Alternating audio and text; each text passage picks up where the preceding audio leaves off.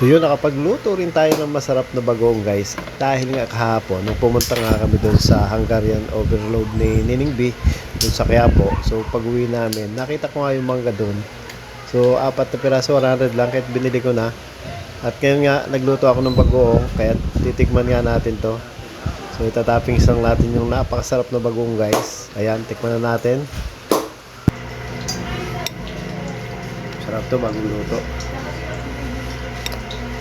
Yan o. Bagong luto yung bagong natin. Tsaka bago rin yung mangga. Saka natin konting asin. Dami.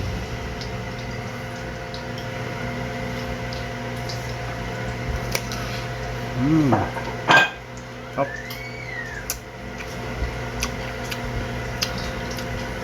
Sarap pala pag binababad ko sa tubig. Nawawala yung atin.